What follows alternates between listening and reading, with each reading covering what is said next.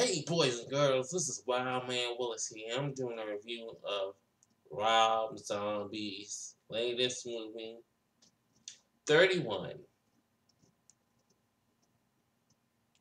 Well, what I say about this movie is Rob Zombie said he just thought of the movie and written it in about a week, and damn, it shows.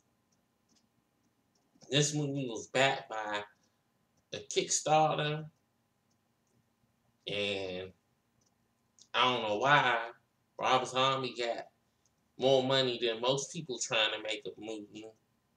So that just didn't make no sense to me. This movie, hmm, what can I say?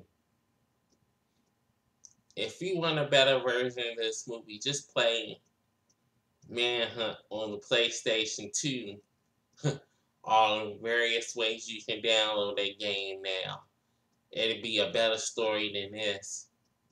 I do have to say, Sherry Moon Zombie wasn't annoying in this movie because she was talking in her normal voice, so that was a blessing.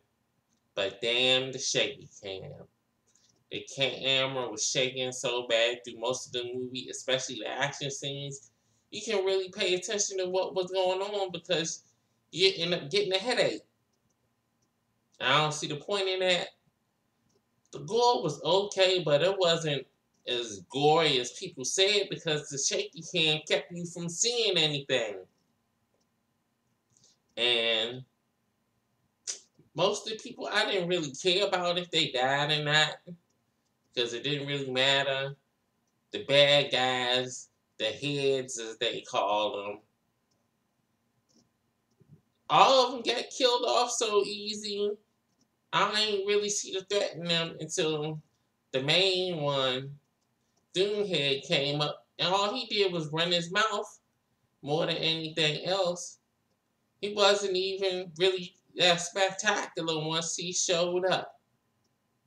He reminded me of trying to be like Bill Moseley from House of a Thousand Corpses, but he just didn't have the flair like Bill Moseley had in his role as Otis. This was just a poorly made movie. The idea was okay, but it just was poorly made. Rob Zombie fans might like it, but I don't know. This just was just blah. And I didn't care anything that was going on. I didn't care about any of the people. Meg Foster was Jack, but she has not aged well at all. She still got them eyes, but she just has not aged well at all. And I don't know. This was just it was a waste of the movie.